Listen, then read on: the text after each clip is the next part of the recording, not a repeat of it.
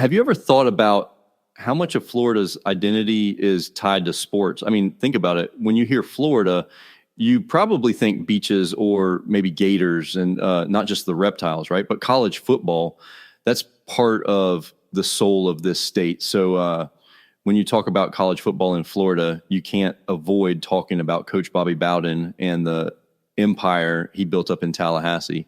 But who was Bobby Bowden, and how did he turn FSU into one of the most respected programs in the country? Hey, y'all. Welcome back to Old Florida Now. I'm your host, Bo Carter, and today we're diving into a bit of modern history. Well, it's modern for some, but I think anyone who's spent some time in the state will agree that it's become an important part of our history. I'm talking about Florida State football and the man who put it on the map, Bobby Bowden. And the reason we're talking about him today is it's his birthday, so I thought we'd commemorate that. So let's jump into that story. We'll go back to the beginning where it all started. Welcome to Old Florida Now, where we uncover the rich history and hidden stories of the Sunshine State. Each episode will explore the people, places, and events that shaped Florida's past. Let's dive in. Bobby Bowden was born in Birmingham, Alabama, back in 1929. So, he wasn't born here in Florida, but like a lot of people, he found his way down here eventually. And man, what a mark he made. But before we get into all that, the FSU glory, let's look at the man's early years.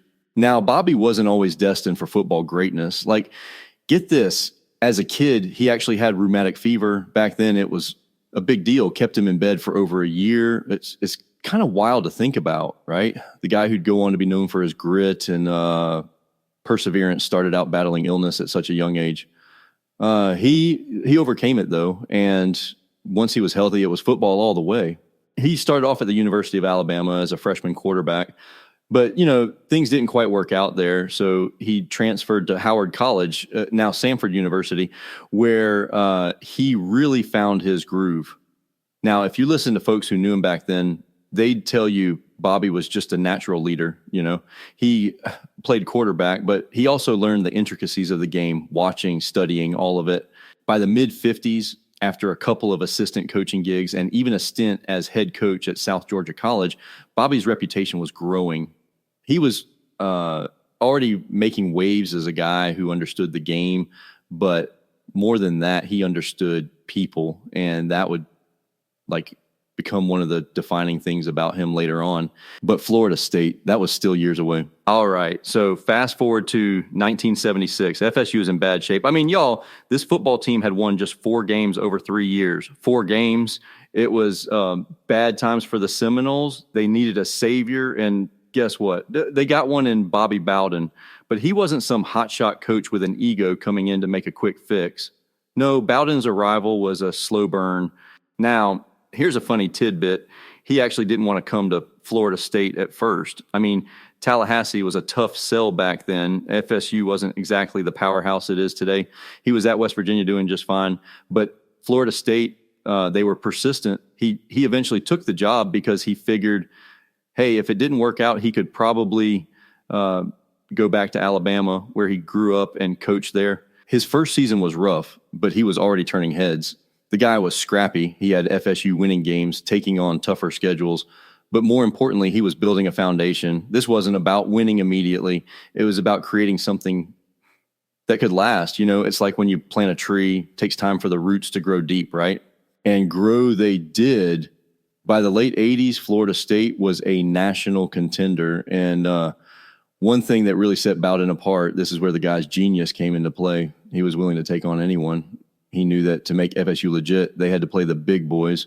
We're talking powerhouse programs, Nebraska, Michigan, Notre Dame. Bowden scheduled those games on purpose. They weren't always easy, but those were the games that put FSU on the map. Now, let's talk about what we call the dynasty years. From 1987 to 2000, Florida State football was on another level. During that time, FSU finished in the top 5 every year, 14 straight seasons, y'all. It was wild. Imagine a team today doing that. They'd be all over ESPN, right? In those years, Bowden Seminoles won 2 national championships, 1993 and 1999. The first was a real breakthrough. FSU had been so close for years, but in 93, they finally got over the hump. They had this guy, Charlie Ward, legendary quarterback, man, and Bowden's offense was just too much for the competition. That 93 team was a juggernaut. Charlie Ward even won the Heisman Trophy, becoming the first Heisman winner at FSU. Then in 99, they did it again, this time with Chris Weinke under center. And get this, FSU went undefeated that season. Perfect. Bowden's second national title, and they were officially a college football dynasty. But here's where it gets interesting, folks. Bowden wasn't just a football coach. He was a father figure to so many players. You know, he didn't just care about wins and losses, though obviously those were important. The guy cared about shaping these young men into leaders, and they loved him for it. There's a reason players still talk about him with like so much reverence today. Now, I got to mention the Bowden Bowls. For those of you who might not remember, these were the games where Bobby Bowden faced off against his son, Tommy Bowden.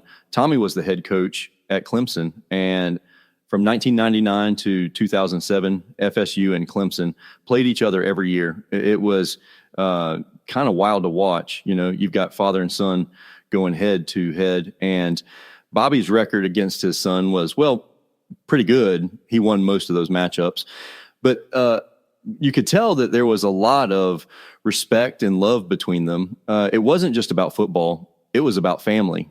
But, you know, time marches on. By the 2000s, things started to slow down a bit for FSU. They weren't winning as consistently, and this happens with a lot of great coaches. There was like pressure for him to step down.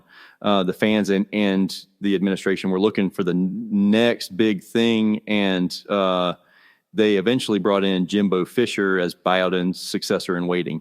In 2009, after 34 seasons, Bobby Bowden retired. It was a bittersweet moment. You know, here it was this man who dedicated his life to Florida State football, but the game was changing, and so was the school's expectations. But if there's one thing Bobby Bowden left behind, it was a legacy that went beyond just wins and losses.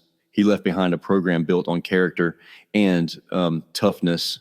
So what's Bobby Bowden's legacy in Florida? I mean, it's not just the championships or the number of NFL players he produced. It's that he built FSU from the ground up, y'all. He took a struggling program and made it a national powerhouse. And he did it his way, with heart, with faith, and with a lot of good old Southern charm.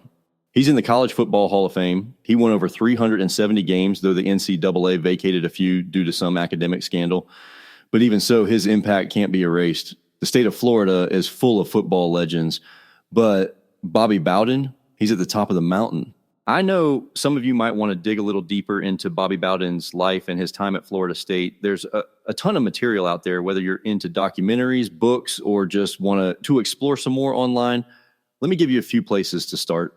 First off, there's The Bowden Dynasty, which is a documentary that really dives into his life, his coaching philosophy, and the impact he had, not just on football, but on faith, family, and all those deeper things. You can rent or buy it on platforms like Amazon, iTunes, and Vimeo. It's a great way to get a feel for the man beyond the field, you know? For those who love a good read, Bobby's story is detailed in various books, but I'd recommend Stephen Travers' Pigskin Warriors. He explores how Bowden and other legendary coaches shaped the game. Also, the Florida State University site has a whole section on Bowden's legacy with some cool insights and anecdotes that show just how much he meant to the community. Oh, and if you're more of a facts and figures person, the Encyclopedia Britannica and Florida Sports Hall of Fame sites have detailed articles about Bowden career stats and achievements. I'll drop links to these in the show notes. Before we wrap up today, I want to leave y'all with this. Bobby Bowden wasn't just a coach. He was a man who believed in people. And if you ask anyone who played for him or coached with him, they'll tell you the same thing. He didn't just teach them football. He taught them about life. All right, folks, that's all I've got today on the legendary Bobby Bowden. I hope y'all enjoyed this trip down memory lane. Remember to subscribe to Old Florida Now and share with other Florida history fans. Thanks for listening to Old Florida Now. Stay tuned for more stories from the Sunshine State's past. Until next time.